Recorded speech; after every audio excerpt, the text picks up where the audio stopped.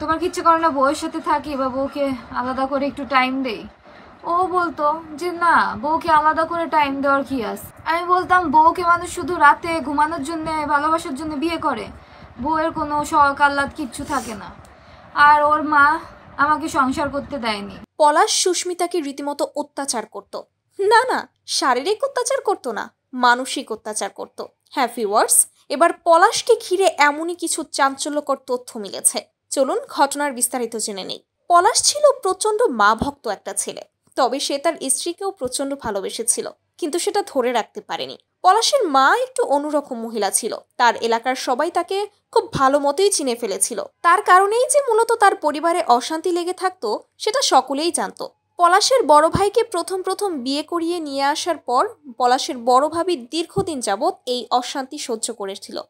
আর ওই সময় মূলত এই মহিলার সম্পর্কে আশেপাশের পাড়া প্রতিবেশীর সহ আত্মীয় স্বজনের সকলেই একটা ভালো ধারণা পোষণ করে ফেলেছিল।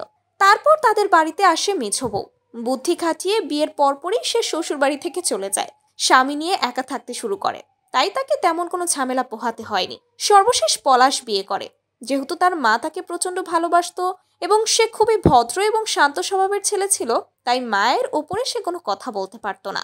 মা এবং বউকে নিয়ে একসাথে থাকতো, কিন্তু কথা কাটাকাটির এক পর্যায়ে ঘটনার দিন সকালে পলাশের মা পলাশের স্ত্রীকে হাতে খামচি দিয়ে চুলের মুঠি ধরে চুল ছিঁড়ে ফেলেছিল।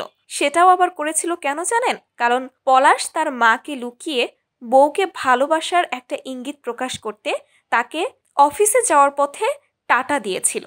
আর এই সামান্য কারণে পলাশের মা যে এত বড় অন্যায় করলো, তারপরেও সেদিন পলাশ চুপ করেছিল।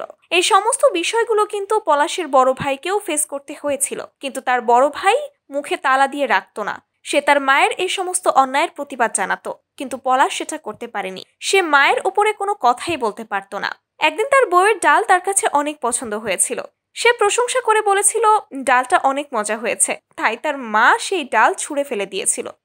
আমার হাজবেন্ড আমার হাতে রান্না ভালো খাইতো জন্য আমার শাশুড়ি এক পর্যায়ে আমার রান্না বান্নাই বন্ধ। সেদিনও পলাশ চুপ করেছিল। এই চুপ থাকাই অবশেষে তার কাল হয়ে দাঁড়ালো। না তো পেরেছে সে তার বউকে শান্তি দিতে, আর না পেরেছে নিজে সুখী হতে। শেষ পর্যন্ত তাকে জীবনটাই দিয়ে দিতে হলো। তাই কিছু কিছু ক্ষেত্রে অবশ্যই কথা বলা উচিত।